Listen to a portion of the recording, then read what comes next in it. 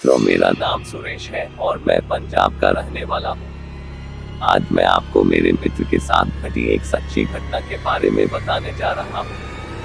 मेरे मित्र का नाम दीपक है और हम बचपन से ही बहुत अच्छे दोस्त हैं और हम एक दूसरे से सारी बात शेयर करते हैं। हम जब कॉलेज में आए थे तब दीपक सगाई हो गई थी। वो उसकी मंगेतर से, जिसका नाम हिना था, से बहुत प्यार करता था और वो दोनों रात भर मोबाइल पर बातें करते रहते हैं। एक दिन की बात है, उसने मुझे बताया कि वो उसकी मंगेतर से रात को बात कर रहा था। दीपक ने उसकी मंगेतर को मिलने के लिए बोला तो उसकी मंगेतर पतली हुई आवाज में बोली, तू ज्यादा मत बोल वरना तेरे को वही दफन कर दूंगी। दीपक एक बार तो ये सुनकर चौंक गया और फिर सोचा वो शायद मजाक कर रही होंगी। फिर दीपक भी उसको मजाक में बोला, क्या कर लेगी तो मेरा, चल देखते हैं। तो वो फिर बोली, आज रात देख तेरे साथ क्या होता है। ये कहकर उसने मोबाइल रख दिया। अगली सुबह जब दीपक मुझसे मिला तो वो अपनी कल रात की बातें बताने लगा। उसने मुझे रात को फोन वाली बात बताई और उस रात उसके साथ जो हुआ वो उसने मुझे से बताया। उसने बताया कि रात को 1-2 बजे के आसपास अचानक उसकी नींद खुली और उसके सामने एक काला लंबी दाढ़ी वाला आदमी बैठा था।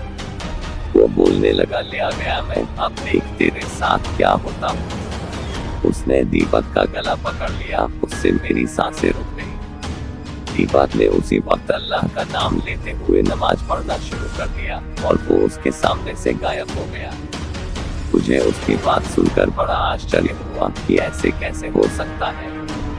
उसके अगले दिन दीपक ने फिर अपनी मंगेतर से मोबाइल पर बात की और बोला, कल रात तो मुझे क्या अनाप शनाप बोल रही थी। उसकी मंगेतर ने कहा, ऐसा कैसे हो सकता है, लेकिन कल तो मैंने फोन ही नहीं किया था।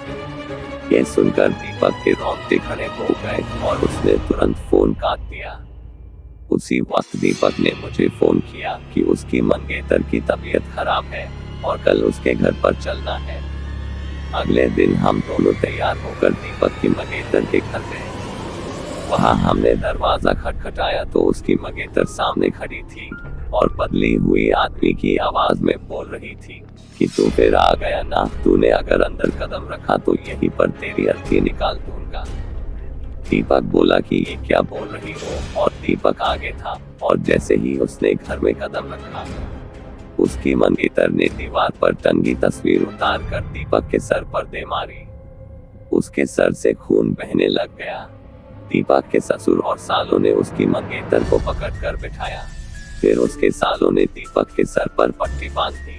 हिना के दादाजी ने बताया कि हिना को जिन का साया लग गया है। इस पर दीपक के ससुर ने उन्हें अपना मुंह बंद रखने को कहा। थोड़ी देर रुककर हम वहां से सीधे अस्पताल जाकर ढंग से पट्टी करवाई। उसके अगले ही दिन मुझे दीपक का फोन आया कि हिना की तबीयत बहुत खराब है और वो अस्पताल में भर्ती है। दीपक ने बाइक निकाली और हम दोनों जल्दी अस्पताल पहुंचे। वहां पर पहुंचते ही हमने डॉक्टर से हिना की हालत पूछी तो उन्होंने बताया कि उसकी हालत बहुत नाजुक है। कौन सी बीमारी है वो पता नहीं चल पा रहा है और उसके घर वालों को डॉक्टर ने दीपक को घर ले जाने को कहा। सभी हैरान थे कि ऐसी क्या बीमारी है जिसका इलाज डॉक्टर के पास भी नहीं है। फिर उसके घर वाले हिना को घर ले आए। हिना ने दीपक को बुलाया और कहा कि मैं अब ज्यादा दिन जिंदा नहीं रह पाऊंगी और तुम किसी अच्छी लड़की से शादी कर देना। ये सुनकर दीपक की आंखों में आंसू आ गए और बोलने लगा कि मैं तुम्हें मरने नहीं दूंगा। फिर हिना के दादाजी ने उसको एक बाबा के पास ले जाने को कहा। हम उसको बाबा के पास ले गए और बाबा ने बताया कि इसको एक बुरे जिन ने जकड़ लिया है, जिसकी वजह से वो इसके शरीर को नुकसान पहुंचा रहा है। अब बहुत देर हो गई है। बाबा ने बताया कि इसका एक ही इलाज है, यहाँ से 100 किलोमीटर दूर एक दरगाह है, वहाँ इसका इलाज हो सकता है। और बाबा ने बताया कि इसके साथ वही इंसान जाएगा जिसे वो सबसे ज्यादा चाहती है। दीपक ने कहा कि मैं चला जाऊंगा, मुझे बाइक भी चलाने आती है। रात के 2 बजे दीपक और हिना दोनों बाइक पर निकल पड़े। लेकिन आधे घंटे बाद मुझे किसी का फोन आया कि दीपक और हिना का एक्सीडेंट हो गया है और वे मारे गए हैं। यह सुनकर मेरा रो रो कर बुरा हाल हो गया। मेरा सबसे करीबी दोस्त अब इस दुनिया में नहीं रहा और इस तरह जिन दोनों को अपने साथ अपनी दुनिया में ले गया। दोस्तों, कैसी लगी कहानी कमेंट में बताएं और वीडियो को लाइक और चैनल को सब्सक्राइब जरूर करें। धन्यवाद।